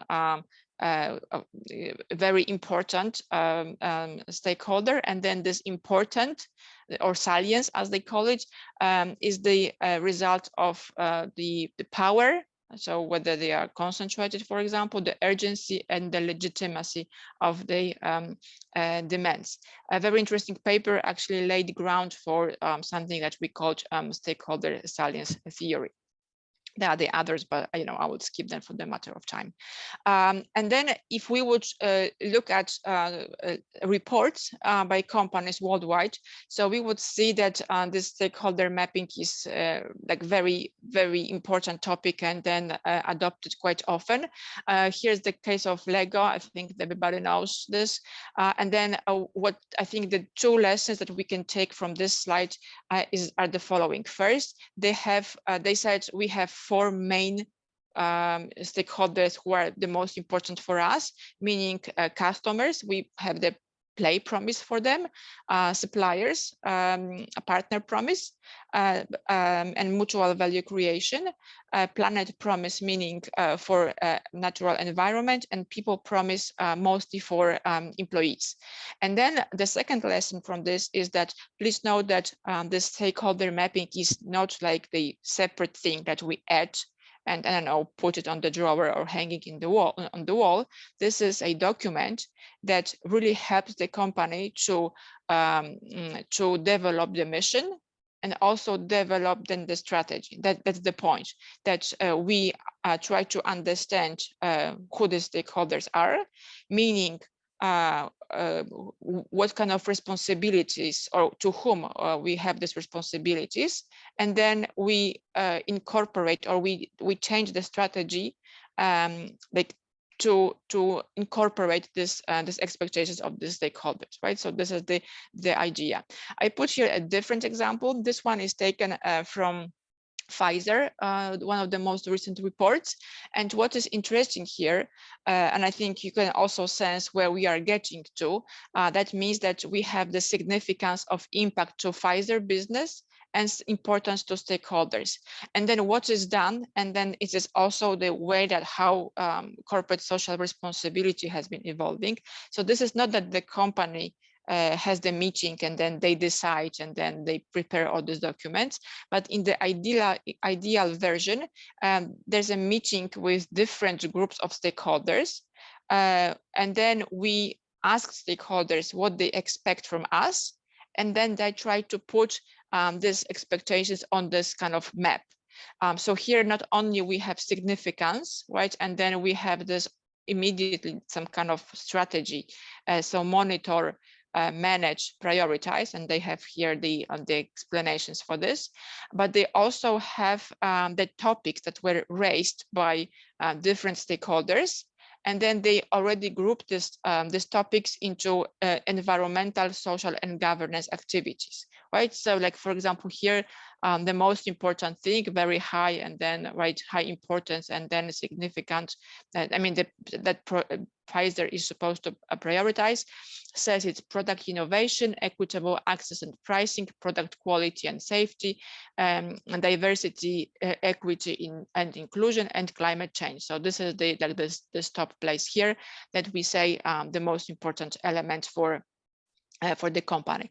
And then what the company then does, so first of all, as I said, they have this dialogue with stakeholders, and then in the, again, idealistic scenario, they report on these topics, and they also incorporate these topics, meaning that if we go for, if we want to develop our strategy, we will say, well, the strategy should include product innovation, right? We also have to make sure that we provide access to our medicines, right, to different customers. We make sure that our products will be of high quality and safety, right? Inside the company, we will also be taking activities, for example, to minimize the impact on climate, on the environment. We, for example, go down with the energy use, or we switch to renewable resources, or we go down with the emissions, right? So that's how it should look like, right? So not only in dialogue, then reporting, but also activities. And then if we would like to go further with this conceptual framework, as I said, I try to be fast with this.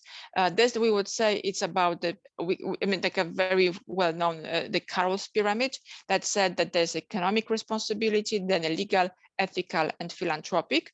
And I think you already know, right? Then with ethical and philanthropic, this is where we would say CSR is, right? So there would be something extra, because here responsibility is for something that company wants to survive. For legal responsibility is this what the most the basic demands. And I put here some definitions. I know that definitions are boring, but I just wanted to draw your attention to things here.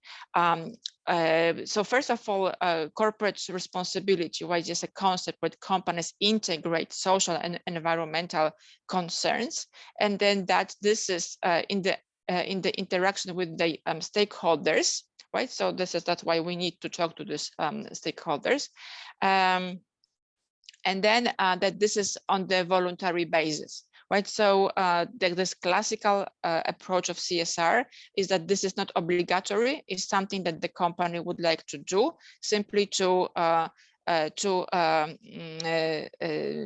address the needs of stakeholders. And also, as it's put here, this would be for us, maybe this would be better, that it's something that the minimum of the obligations that we have. Right, so it's not only this economic and legal, but then we move towards also like ethical aspects, philanthropic aspects. I put here also definitions of other topics which are very often used with corporate social responsibility, or that somehow developed from a corporate social responsibility. So of course, the most important thing is sustainable development, which mostly refers to this environmental dimension, that we say it's about meeting the needs of the present generation without compromising the ability of future generations, so that we don't use, I don't know, all the fresh air or all the water, right? And then the others, I think, the corporate citizenship, right? So how companies are responsible citizens, and then also what kind of how CSR can be a source for entrepreneurship for either like startups and NGOs, or like small businesses or corporations, when they try to combine this CSR and economic perspective. And there are slides I think I should probably skip. If somebody would be interested, then please take a look. It's about like the development. So again, more historical approach, 1973 with Ackerman, then followed with Sethi. Then I said Carroll, and then Freeman, a very important step for us, that Freeman was the professor who identified, or who formulated the stakeholder theory. And then he said, well, exactly, there are different responsibilities towards different stakeholders. And then what we work today on is exactly his ideas, his concept. And there was also a discussion about arguments for and arguments against CSR.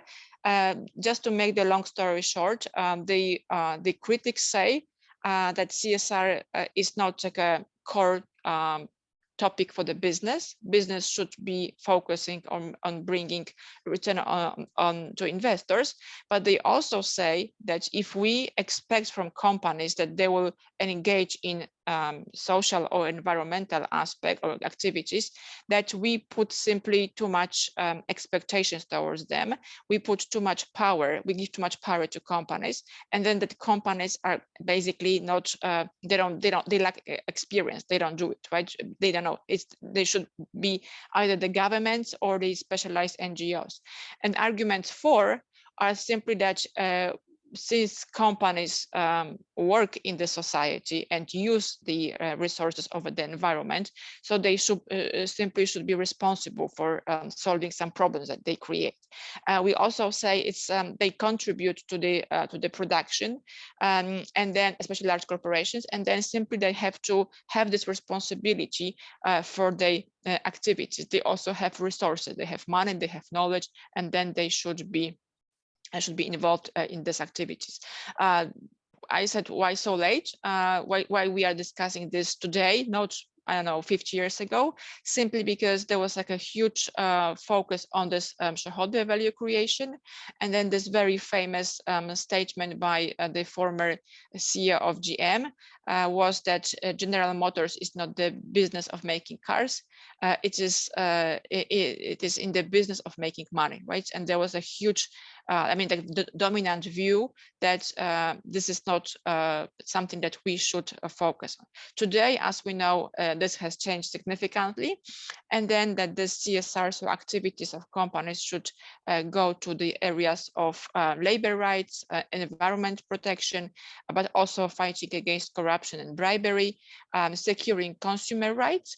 And then all of this is done in three ways. They are not alternatives, they complement each other. So either it's regulation, but it's also social pressure, meaning customers expect this, right?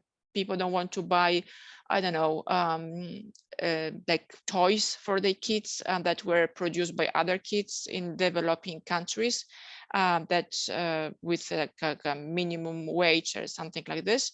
And there is also the idea that business can self-regulate, meaning that if the company will be engaged in a good business practice based on CSR, this is also an idea to differentiate the company from other competitors.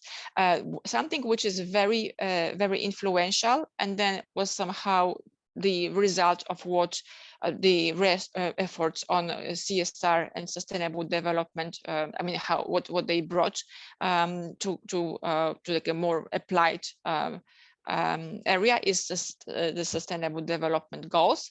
So these are the goals which were formulated by United Nations organization. And then I mean, I highly recommend you reading this if you are not familiar with this topic yet.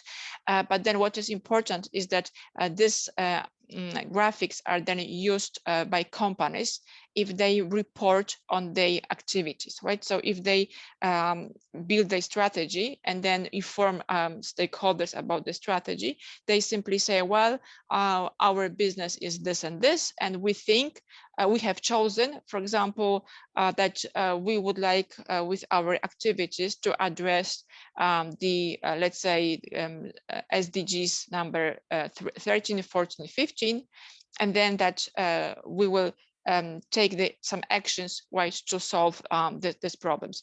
And I mean, not everybody will do, I mean, they will not cover all of this, but they usually would, and will choose 3, 4 for SDGs, and then they will also report, but take actions focusing on specific topic. And then what this means for us today is that as CSR was, as I mentioned, voluntary, now, especially in the EU, we have this strategy that in order to make the economy competitive, but also to address climate change, we have to encourage companies to take more actions, and then to make the business more responsible, meaning that the business will be will not be negative for society, right? So they will not, for example, lead to social inequalities. It will not be detrimental to a natural environment. So, for example, they will limit the emissions, and they will limit the use of resources.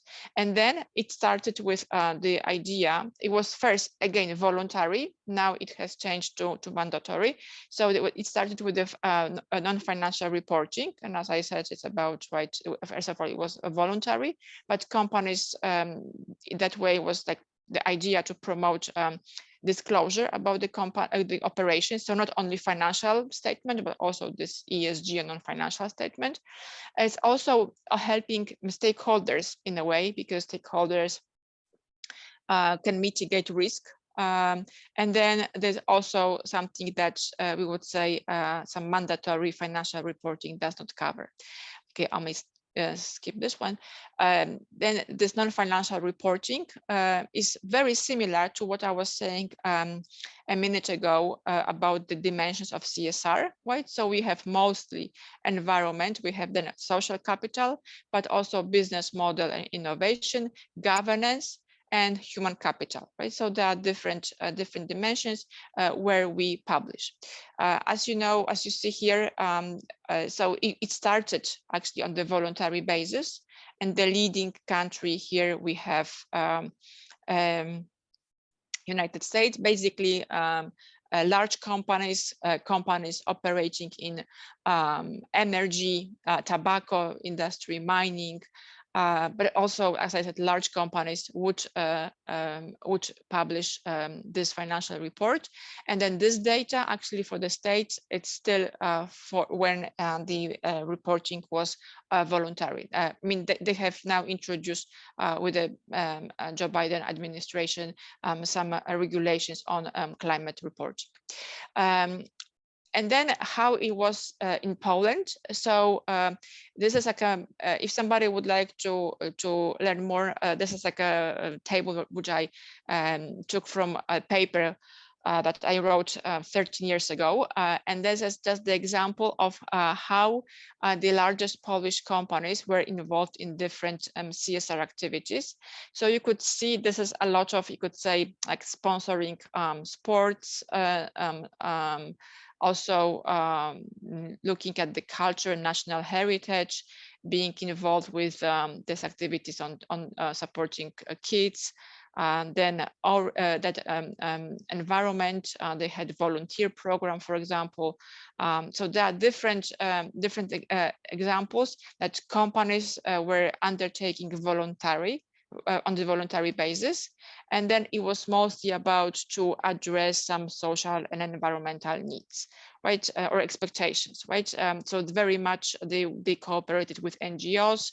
They were trying to help those people in needs, either like also very much connected with the core business. So like, for example, this TPSA, now it's Orange, but it was like a telecommunication company. So for example, they were providing phones to hospital, then kids could call their parents. They have also provided software to schools or computers to schools. So it was mostly about this kind of helping different groups that were needing the help.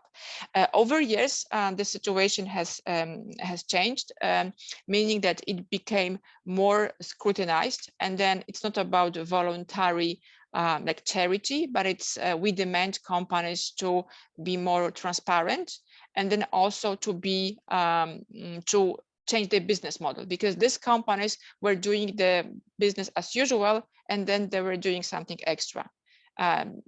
We had problems with some of the companies. This is one of the largest textile company, and then for example they had huge problems because they labels were found in Rana Plaza. So there's a building in Bangladesh that collapsed, killing many employees. And then they said, well, if you are a big company, you have to somehow take care of of your business in a way that you take responsibility towards different groups of stakeholders, not only shareholders, so not only making money, but also you should take care of this well-being of stakeholders of different groups.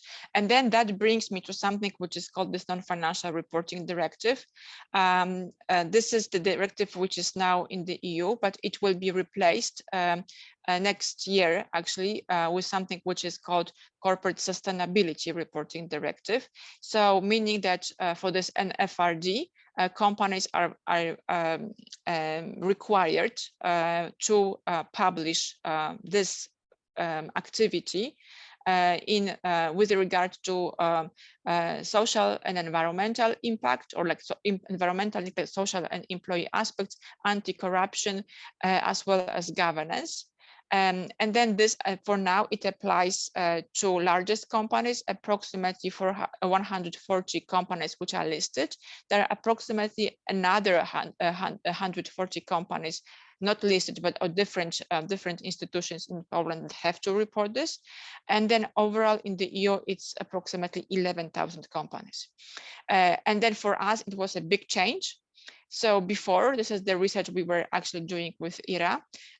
This was this blue line represents how many companies were publishing reports before the directive. So you could say marginal, percentage-wise, and also number by number, 25. Now it's already for 140 companies.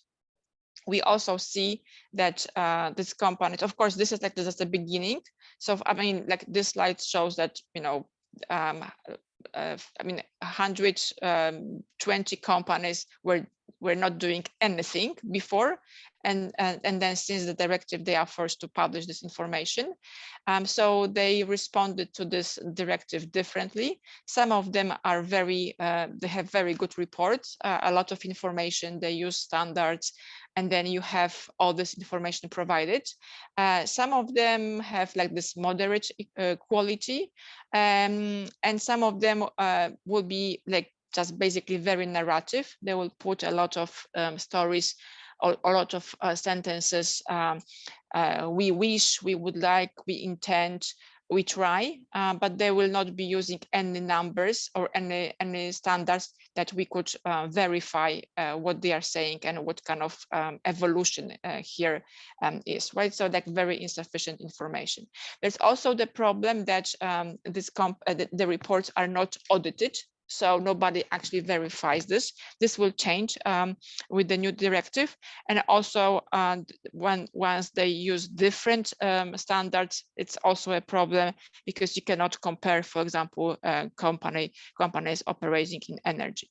I put here, if you would be interested, I highly recommend you to take a look at, I mean, you can do it also for any European company, or the company from European Union, but then everything what I was saying so far is in the reports. It's either ESG report or sustainable development reports, or something which the largest Polish petroleum company, Orlen, has. It is integrated report, right? So they do this, as I said before, with this stakeholder maps. And then they set some standards, mostly about impact on the environment, on having sustainable development. They use, as you could see in the development, in the sustainable development strategy, they refer to this SDGs, right? So this is exactly what I was saying. Yeah, I'm just about to finish. It's almost the end. All right. So like everything what I was saying about CSR or ESG, this is here. Also some risks. So the last point I wanted to say is that it's like it's never-ending story. So with the EU, and I hope Ukraine will also be in the EU soon. So please prepare. There's a lot of regulation here. We will have already something which is called Sustainable Finance Disclosure Regulation and Taxonomy Regulation, meaning that you have distinctive definitions of what can be called sustainable business to prevent greenwashing. And we have a different, this CSRD and corporate sustainability due diligence directive to be implemented. This all will go with something which is called EU Green Deal. And then this is a huge discussion in Poland. We'll have this Fit for 55, meaning that we have to go down with the emissions. For us, it is a huge challenge because 70% of our energy actually comes from coal, right? So this is a lot of work to do. And then as I said, it started with the CSR, but then it has developed into ESG and sustainable development. And as it was voluntary before, now it's becoming mandatory. So thank you very much. I'm not sorry for, I think it took a bit more time than I should, but if you have any questions, I'll be happy to address them.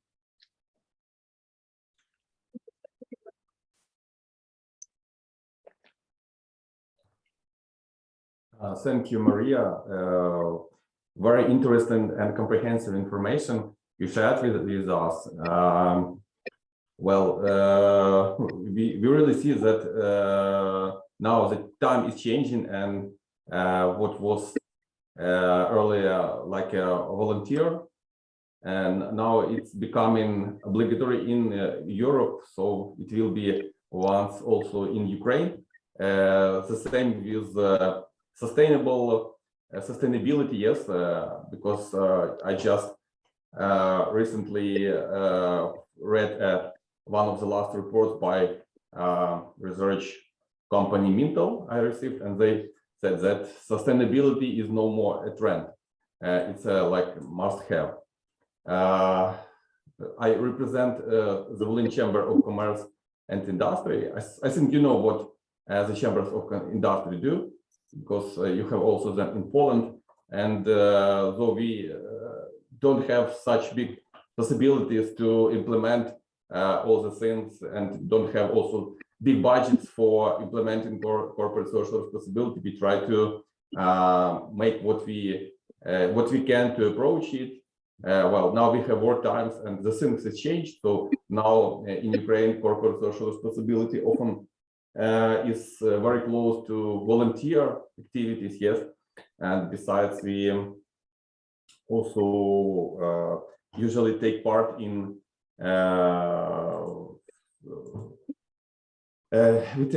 the annual city cleanups campaigns, which our city council organizes here. We also organized different charity auctions, for example, for the sale of paintings of young artists, for the purchase of equipment for the diagnosis for our children regional hospital, and some other activities.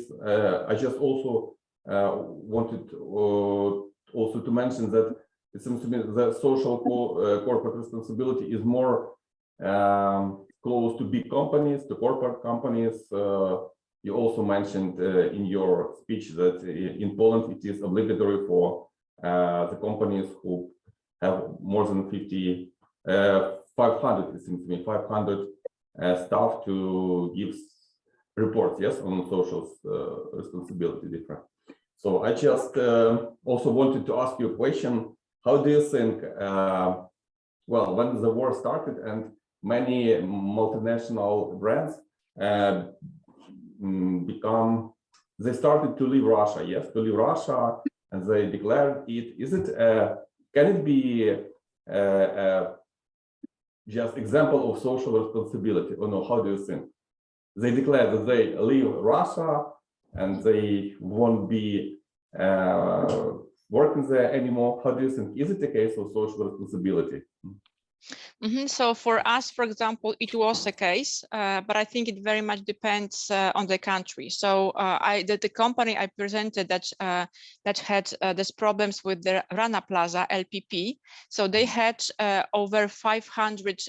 They sell clothes, and then it's like maybe Reserved or Sinsay. So they are the brands. Quite. I mean, they are mostly present in Central Eastern Europe, also in Balkans, Middle East. They had of over 500 stores across Russia, and I think around 160 stores in Ukraine before the war.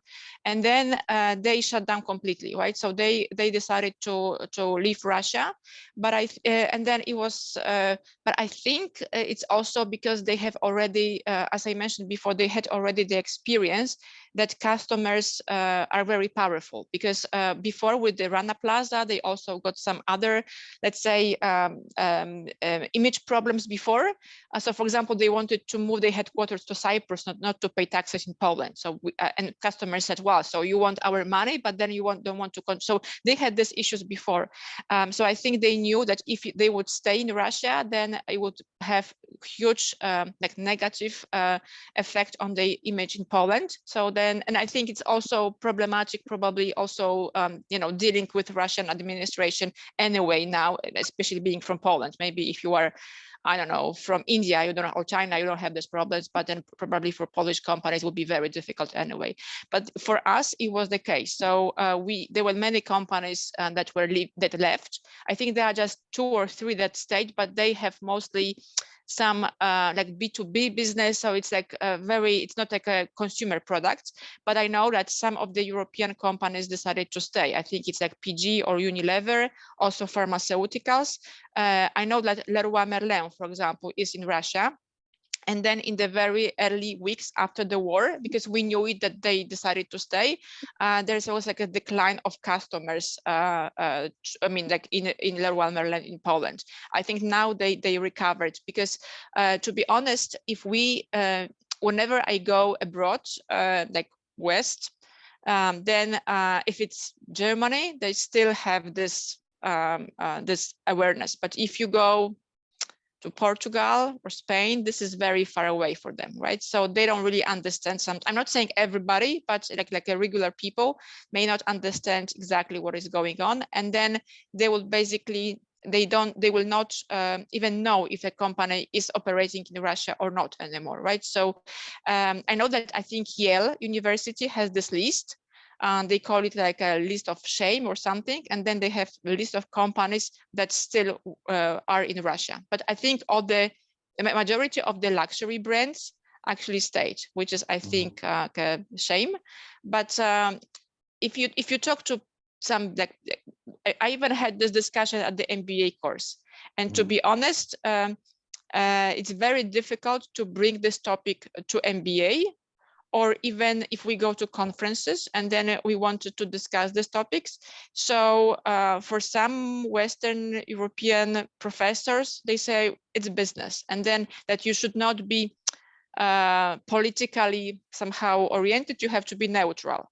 So there are different, so there will be people who will be very much against this, and then they say that this is exactly, it's about values. Right, it's about like a moral choice, right? You go, I mean, and you cannot be there. But some people will say it's about money, right? And then they say it's big. Well, Russia will never collapse. Maybe now it's bad, but it will, you know, it will be always there. So, so I think, like as I said, for us, I think probably Czech Republic, Slovakia, yes, but then France, not that much. Thank you. I see. Yeah.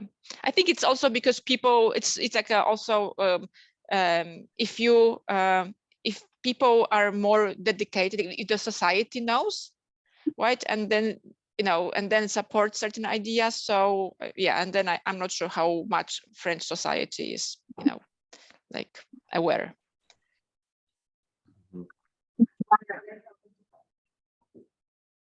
Yeah, we cannot hear. I cannot hear you.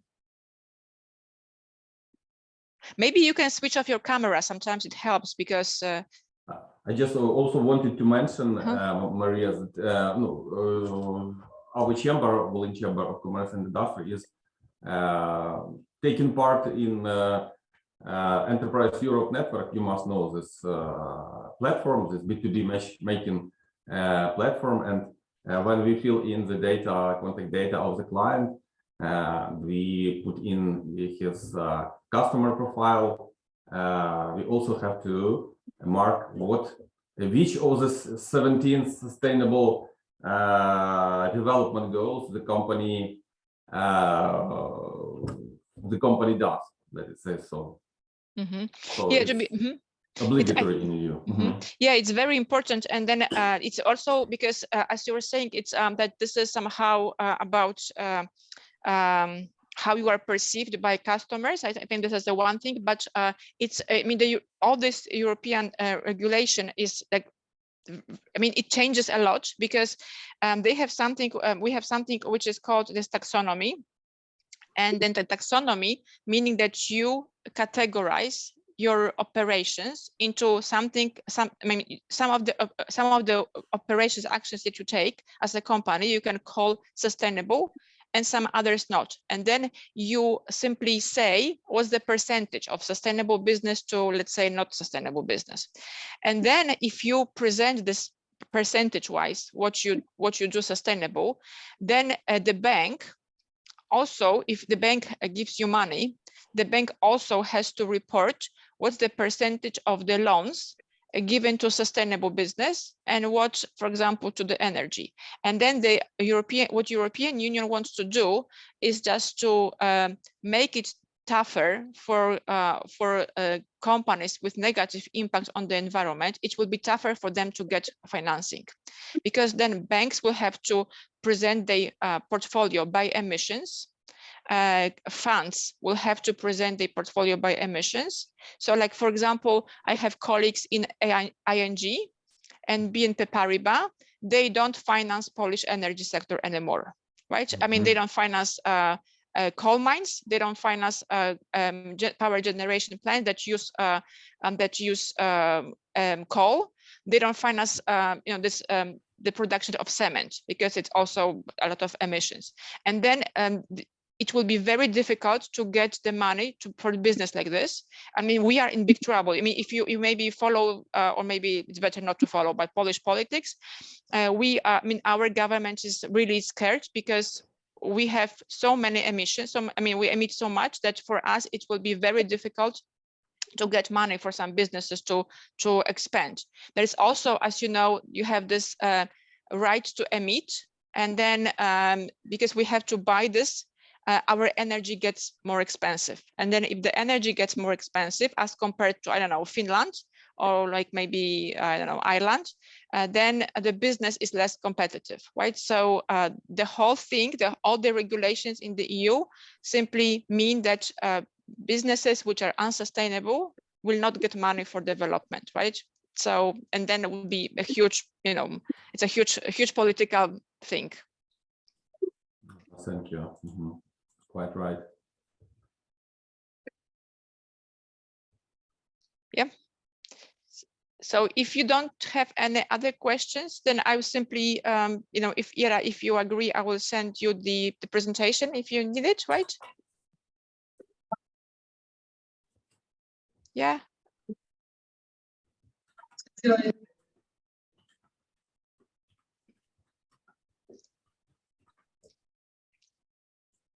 Oh, thank you very much, Maria. Yeah. So thank you. I'm afraid Irina can't talk. We can't because hear I her. just hear like one letter out of the whole sentence. I think something is wrong with her microphone. Okay, so I thank you very much for your attention, and I wish all the best. I hope we meet in better times, right? Yes. Welcome to Ukraine and welcome to Lutsk. We will glad to see you anytime.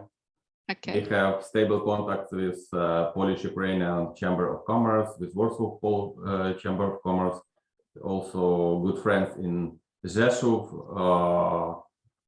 So, well, what to say? Poland is our trade and not only trade partner number one. So many thanks to that. Okay, thank you. All the best. All the best, and we are waiting for your victory. Yes. Okay, thank you. Okay, bye bye. Bye bye. Have a nice weekend. You too.